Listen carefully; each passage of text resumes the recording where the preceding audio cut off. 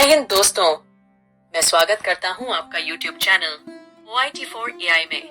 आज हम बात करने वाले हैं एक ऐसे देश की जिससे पूरी दुनिया डरती है। हाँ, आपने सही सुना, चीन।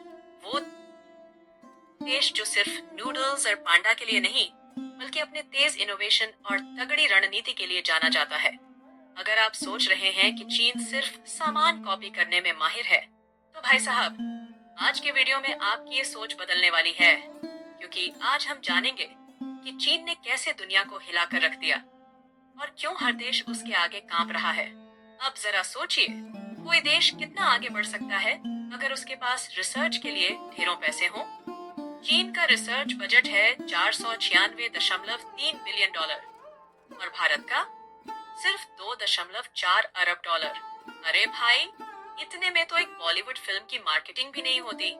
अब सोचिए, अगर आपके पास 2000 रुपए हो और आपके दोस्त के पास सिर्फ 10 रुपए हो, तो नए जूते कौन खरीदेगा? बिल्कुल वही जिसका बजट ज्यादा है। चीन रिसर्च में इतना पैसा लगा रहा है कि वो नई से नई टेक्नोलॉजी में बाजी मार लेता है। अब आते हैं असली धमाके पर।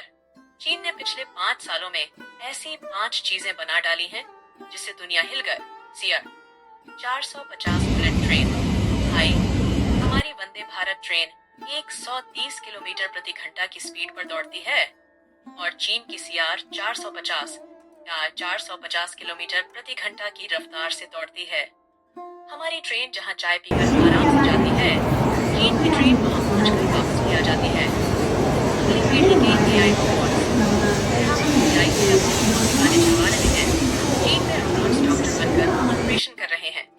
यार, ये दिन दूर नहीं जब चीन के रोबोट्स आईपीएल में क्रिकेट भी खेलेंगे। 5G और 6G टेक्नोलॉजी। जब हम 5G का इंतजार कर रहे थे, चीन ने 6G के ट्रायल शुरू कर दिए। भाई, हम जब तक PUBG डाउनलोड करेंगे, तब तक चीन के लोग हॉलोग्राम गेम खेल रहे होंगे। Hypersonic missiles.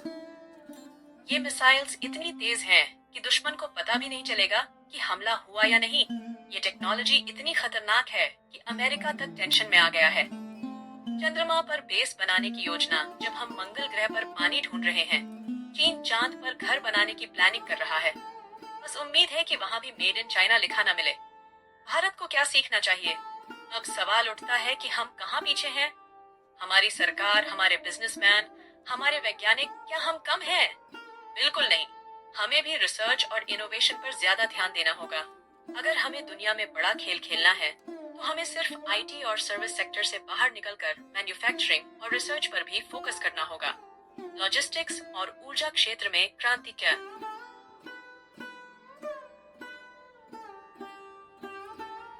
चीन ने लॉजिस्टिक्स और ऊर्जा सेक्टर को प्राथमिकता दी है।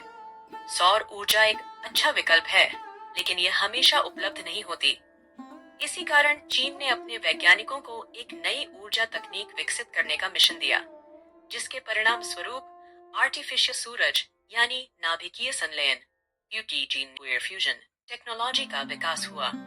यह ऊर्जा स्रोत कार्बन मुक्त है और भविष्य की ऊर्जा आवश्यकताओं को पूरा कर सकता है। प्रोजेक्ट ईस्ट और 5 साल का लक्ष्य। चीन ने प्रोजेक्ट ईस्ट लॉन्च किया, जिसका उद्देश्य 5 वर्षों में नाभिकीय संलयन पर काम करना था। उन्होंने वैज्ञानिकों और रिसर्च संस्थानों को पर्याप्त संसाधन और फंडिंग प्रदान की, जिससे यह परियोजना सफल हुई। भारत को भी इस प्रकार के दीर्घकालिक विजन और रिसर्च प्रोजेक्ट्स में निवेश करना चाहिए। एआई और सुपर कंप्यूटिंग में चीन की बढ़त। चीन ने आर्टिफिशियल इंटेलिजेंस और सुपर कंप्यूटिंग में भी जबरदस्त प्रगति की है। उन्होंने डीप सीक जैसे एआई मॉडल विकसित किए हैं, जो वैश्विक स्तर पर ओपन एआई, गूगल, जेमिनाई और एंथ्रोपिक के मॉडलों को टक्कर दे रहे हैं।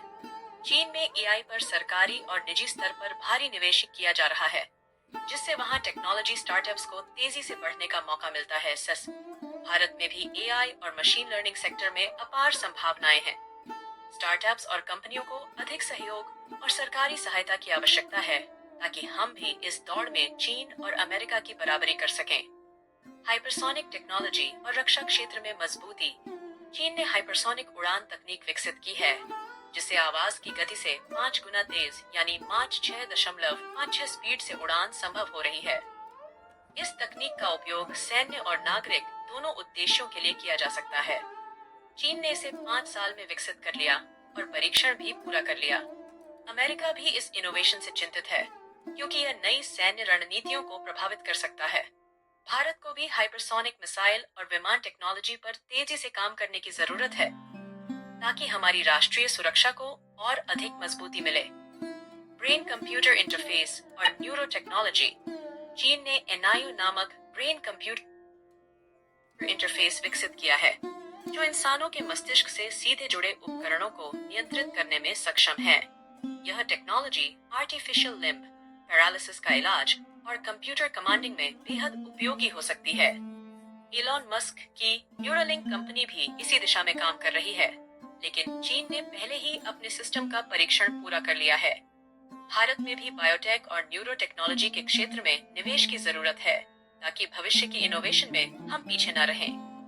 ह्यूमनॉइड रोबोट और ऑटोमेशन।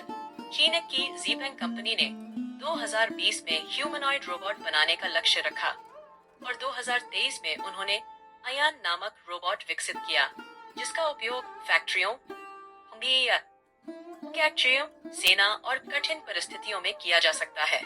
चीन ने इसमें 100 बिलियन युआन यानी लगभग 12 बिलियन डॉलर का निवेश किया है। यह रोबोट इंसानों की तरह कार्य कर सकते हैं और उत्पादन में वृद्धि कर सकते हैं।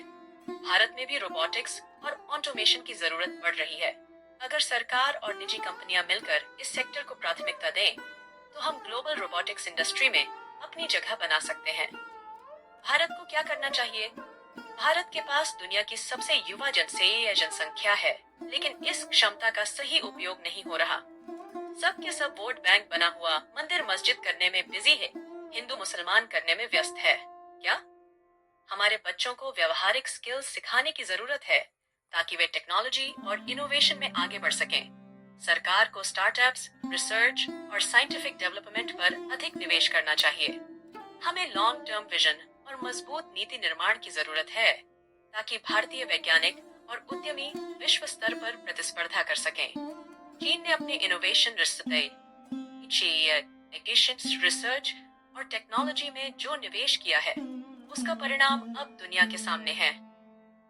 भारत को भी long term planning, investment in research और टेक्नोलॉजी इकोसिस्टम को मजबूत करने की जरूरत है। अगर हम सही दिशा में काम करें तो आने वाले दशक में भारत भी टेक्नोलॉजी और इनोवेशन के मामले में दुनिया का नेतृत्व कर सकता है। तो क्या हम भी चीन से कुछ सीख सकते हैं या मंदिर मस्जिद करने में बिजी रहेंगे? आपका राय कमेंट में बताएं।